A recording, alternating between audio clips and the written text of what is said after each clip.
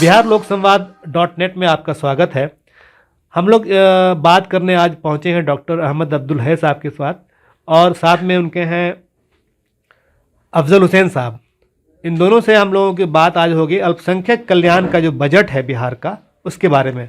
आपको ध्यान होगा कि इससे पहले भी हमने अपने दो मेहमानों से बात की थी कि जो बिहार का अल्पसंख्यक कल्याण बजट है वो कैसा है और कैसा होना चाहिए। तो सबसे पहले हम डॉक्टर अहमद अब्दुल है साहब के पास चलते हैं।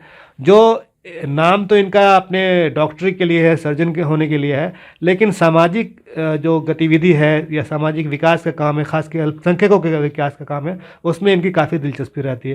डॉक्टर साहब, अभी नीतीश जी ने एक बयान दिया था कि हमने अपना ये जो अल्पसंख्यक दिवस पर उन्होंने एक संदेश दिया था कि बिहार का बजट अल्पसंख्यकों के लिए काफ़ी बढ़ाया गया है, 3.5 करोड़ से 650 करोड़ दिया गया है। और साथ ही अभी वित्त विभाग ने सजेशन भी मांगे हैं, राय भी मांगी है कि जो आगामी बजट है बिहार का वो कैसा बजट होना चाहिए। तो आप पहले एक जनरल बात बताते हैं कि बिहार के बजट के बारे में एक आम राय आपकी क्या है, किन चीज़ों का ख्याल रखना चाहिए। बिहार का बजट पहले से काफ़ी बड़ा है हर शोबे में। जी जी। और इसके लिए हम नीतीश जी के बहुत ही शुक्रगुजार हैं, और इसमें कोई शक नहीं है कि वो चाह रहे हैं इस देश को, इस सूबे को आगे बढ़ाना।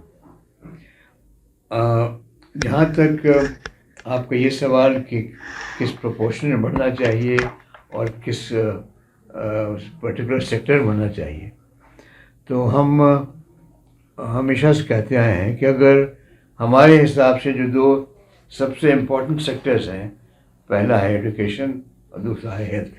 जी। वो पहले दूसरे में आप डिबेट कर सकते हैं, पहले हेल्थ या एजुकेशन या पहले एजुकेशन या हेल्थ, लेकिन ये दो बड़ी अहम, बड़ी इम्पोर्टेंट सेक्टर्स हैं जिसमें होना चाहिए।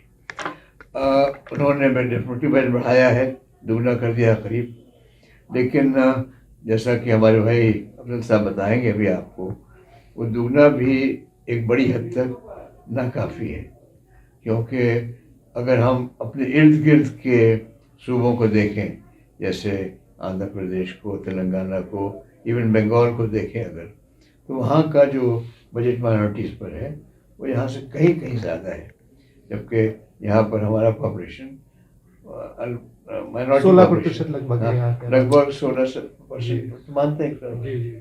अफजल हुसैन साहब बिहार राब्ता कमेटी के सचिव हैं, और बिहार में खास करके अल्पसंख्यकों को, दलित तबके के लिए जो विकास का काम होता है उससे जुड़े रहते हैं। अफजल हुसैन साहब, आपकी क्या राय है, बिहार का बजट बाकी प्रदेशों की तुलना में किस तरह का है अल्पसंख्यक के लिए? बिहार का बजट, पहले तो हम अप्रिशिएट करें अपने चीफ मिनिस्टर साहब का कि उन्होंने काफ़ी तवज्जो दिया है और नई नई स्कीमें आई हैं बिहार में। लेकिन अगर हम मुआवजा करते हैं तो बिहार में करीब 2.25 करोड़ मुसलमान हैं और 650 करोड़ है। तेलंगाना में सिर्फ 50 लाख है और वहाँ 3000 करोड़ से ज़्यादा वहाँ का बजट है। उसी तरह से 3000 के आसपास आंध्र प्रदेश का है। 4800 करोड़ पहुंच चुका है बंगाल का, वेस्ट बंगाल का, जिसमें माइनॉरिटी वेलफेयर है और मदरसा एजुकेशन बोर्ड दोनों एक साथ है बंगाल में। तो अगर उसके मुकाबले में देखें तो हम लोग का बजट बहुत ही कम है।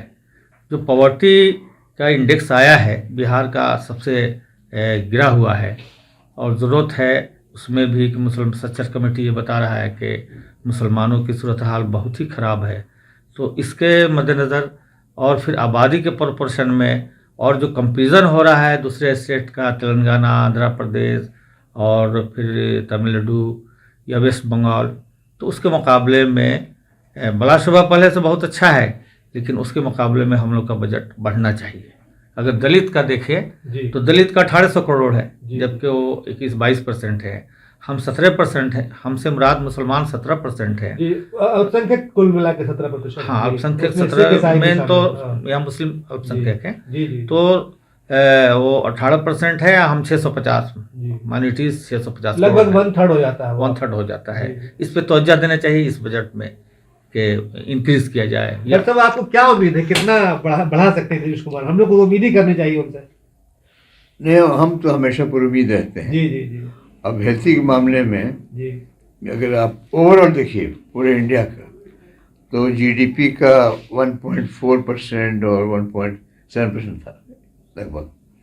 अभी आप और मुल्कों को देखें, किसी से मुल्क में तो 15% है, जैसे क्यूबा में, जी जी अमेरिका में करीब 10% प्लस है, ब्रिटेन में वैसे उसी तरह का लगभग ब्रिटेन में है। तो जब तक आप बजट बढ़ाइएगा नहीं, तब तक ये उम्मीद करना कि वरना सलवा आसमान से आएगा, वैसी बात तो होने वाली नहीं है। और इसमें एक बात जो अफसोस की बात यह है कि अगर हम मान लीजिए कि नीतीश जी 10 रुपये देते हैं माइनॉरिटी वेलफेयर के लिए, तो हमारा सिस्टम इतना गड़बड़, इतना करप्ट है, और हम बिल्कुल खुलकर कह रहे हैं जी जी कि करप्ट है कि वो जो जिसके यहाँ पहुँचना चाहिए 10 रुपये में से, उनको मुश्किल से उनको 3 रुपये पहुँचता है, 7 रुपये रास्ते में हवा आ जाते हैं। तो दोनों चीज़ें बड़ी ज़रूरी हैं, एक तो हेल्थ बढ़े, अल्पसंख्यक कल्याण का भी बजट भी बढ़े, माइनॉरिटी वेलफेयर का बजट बढ़े। जी जी नंबर 2 के बेटर प्लानिंग हो, जी। है ना। अगर जो माइनॉरिटी वेलफेयर का जो भी बजट है उसकी प्लानिंग बेहतर तरीके से प्लानिंग में बेहतर तरीके से हो और ग्राउंड लेवल पर हो। हम यहाँ बैठ कर एक चीज़ बना लें और गांव में क्या हालात हैं उससे अगर हम ना बेखबर रहें, तो फिर वो चीज़ तो वो फ़ायदा नहीं पहुंचा सकती। तो प्लानिंग बेहतर हो। और नंबर 3 जो कि किसी एक स्टेट की बात नहीं है बल्कि पूरी दुनिया की बात है, इस करप्शन को कम करने की कोशिश करनी चाहिए। सही। अफजल हुसैन साहब छात्रों से भी जुड़े रहे हैं और खासकर इनका काम बहुत अच्छा है स्कॉलरशिप पे। अफजल साहब, ये जो स्कॉलरशिप के लिए शर्तें हैं अल्पसंख्यकों के लिए, इससे आप कितना संतुष्ट हैं या इसको बढ़ाना चाहिए, क्या विचार है आपके? देखिए, स्कॉलरशिप खासकर जो यहाँ पर जारी हैं वो गवर्नमेंट ऑफ इंडिया मोमा मिनिस्ट्री ऑफ माइनॉरिटी अफेयर्स के हैं। जी जी और सच्चर कमेटी के बाद इसको शुरू किया गया था। उसका जो इनकम लिमिटेशन था 2006-07 की बात है, 21 साल से ज़्यादा हो गए। और जो स्कॉलरशिप की रकम है वो प्री मैट्रिक में 1000 से लेके 3-4 हज़ार मिलता है, पोस्ट मैट्रिक में जो रकम है और सिलेक्टेड इंस्टीट्यूशन को छोड़ दिया जाए तो मैक्सिमम 25 से 30 हज़ार प्रोफेशनल एजुकेशन का मिलता है। 2006 में बड़ी रकम होती थी, लेकिन पे कमीशन कई बार आ गया, महंगाई का इंडेक्स काफ़ी बढ़ गया है। तो उस लिहाज से ज़रूरत है इस बात की कि हम लोग यहाँ पर सरकार को चाहिए कि उस पर गौर करें और उस इंडेक्स का मुकाबला करते हुए यहाँ पर स्कॉलरशिप को फिर दोबारा डिज़ाइन किया जाए, रकम बढ़ाई जाए, जो शराइत है वो कम किया जाए। देखिए, शराइत में है कि आप 2 लाख रख रहे हैं, 7th पे कमीशन के बाद गवर्नमेंट का 4th ग्रेड का कर्मचारी है, उसके बच्चे भी नहीं ले पाएंगे, जबकि EWS के लिए 8 लाख आपने लिमिटेशन रखा है, क्रीमी लेयर बहुत बढ़ा दिया है। लेकिन माइनॉरिटी वेलफेयर का ना तो रकम बढ़ा रहे हैं और ना उसके शराइत को बढ़ा रहे हैं। डॉक्टर साहब, आपको जान के हैरत होगी कि यहाँ पर जो प्री मैट्रिक स्कॉलरशिप मिलती है माइनॉरिटी को, उसके लिए अधिकतम जो आय है वो 1 लाख है। तो आजकल तो आय 1 लाख रुपए तो किसी की हो सकती है। आपको क्या लगता है कितना बढ़ाना चाहिए इसको? देखिए, कुछ भी हम वही कहा प्लानिंग वाली बात जी जी जी कि प्लानिंग हम करें ऐसी। अभी ये अस्पताल है जी, इसकी जब प्लानिंग शुरू हुई थी तो हम अमेरिका गए इसकी प्लानिंग के लिए। जी जी तो उसने कहा कि तुम्हारा जो प्लान है ये 2000 तक के लिए बड़ा अच्छा है। हमारे 2000 का अच्छा नहीं, हम चाहते हैं 2030 तक के लिए अच्छा रहे। जी जी। तो प्लानिंग करनी होगी और जो चीज़ आज से 10 साल पहले अच्छी लगती थी या बैलेंस लगती थी, वो ज़रूरी नहीं कि आज भी बैलेंस लगे। इसलिए प्लानिंग अच्छी करनी होगी और प्लानिंग में इसको जो राइजिंग प्राइस इंडेक्स है जैसे, जी, है ना, अब जब तक उसको हम नहीं लेंगे तो फिर वो प्लानिंग अधूरी रहेगी, इनकम्प्लीट रहेगी। अफजल साहब, कोई और विभाग है जिसमें अल्पसंख्यक कोई मद आप चाहते हैं कि इस मद में पैसा और बढ़ाया जाए या और पैसा आना चाहिए, या कोई नया मद जो है अल्पसंख्यक कल्याण के लिए ज़रूरी है? जैसे देखिए, एक बहुत ही बेहतरीन program minority welfare department Bihar ने लिया है, वो है अल्पसंख्यक के लिए जो रिहायशी स्कूल हैं। जी जी, आवासीय विद्यालय। आवासीय विद्यालय। और ये असल में शुरू हुआ तेलंगाना में। तेलंगाना में माइनॉरिटी 50 लाख से ज़्यादा नहीं, लेकिन तेलंगाना में 201 माइनॉरिटी रेजिडेंशियल स्कूल खुल चुके हैं। और मेयार का ये आलम है कि उस स्कूल के बच्चे नासा में सेलेक्ट होकर जा रहे हैं, अमेरिका जा रहे हैं। तो एक बहुत ही अच्छा स्कीम है और बिहार में शुरू हो चुका है। तो हम लोगों को चाहिए कि उस काम को बहुत तेज़ी से करें। अब 201 में 101 लड़कियों के लिए है, ये भी एक हम लोग को गौर करना चाहिए कि आधे से ज़्यादा, वहाँ की गवर्नमेंट ने कहा कि आधा से ज़्यादा लड़कियों के लिए होना चाहिए। तो वुमेन एजुकेशन की तरफ भी बहुत ज़्यादा है, म्यारी भी है। और वहाँ 117 असेंबली कॉन्स्टिट्यूंसी है और कुछ दिन पहले की बात बता रहे हैं 201, और अब बढ़ चुके होंगे। तो समझिए कि हर कॉन्स्टिट्यूंसी में 1 या 2 स्कूल ज़रूर हो चुके हैं म्यारी।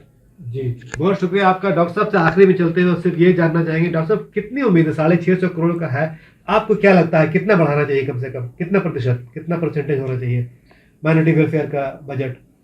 देखिए, इस कुर्सी पर बैठकर हम अगर सिर्फ माइनॉरिटी की बात करें जी, तो माइनॉरिटी हमारे लिए 17% है। जी जी जी लेकिन उसके अलावा भी तो जी, बिहार है, उनके लिए भी बजट है, अपना अपना सबका बजट है। और अगर आपकी किटी लिमिटेड जी। है ना, ये नहीं कि आपको खजाना खजाना आपके पास नहीं है, जी, तो बढ़ाना ज़रूर चाहिए। लेकिन जाहिर है कि और सब चीज़ों का ख्याल रखना होगा। हेल्थ में भी कितना देना है आपको, रोड्स पे कितना देना है आपको, है ना। जी। लेकिन फिर भी हम उम्मीद ज़रूर करते हैं कि ये 6 बढ़ करके 10 के करीब ज़रूर पहुँचे 10 के करीब पहुंच जाए। इंशाल्लाह। ठीक है, बहुत शुक्रिया। ये थे डॉक्टर अहमद अब्दुल है साहब और अफजल हुसैन साहब, जिन्होंने बिहार के बजट के बारे में, खास कर डॉक्टर साहब ने बताया कि हेल्थ का बजट बेहतर हो। लेकिन हमारे जो ये सीरीज़ है जो हम लोग बात कर रहे हैं वो अल्पसंख्यक कल्याण विभाग के बजट के बारे में कर रहे हैं, और डॉक्टर साहब को उम्मीद है कि इसको बढ़ा के कम से कम 1000 करोड़ करना चाहिए। देखते हैं जब बजट पेश होता है बिहार का तो कैसा आता है, उस पर फिर हम उस पर बातचीत करेंगे। आपका बहुत शुक्रिया।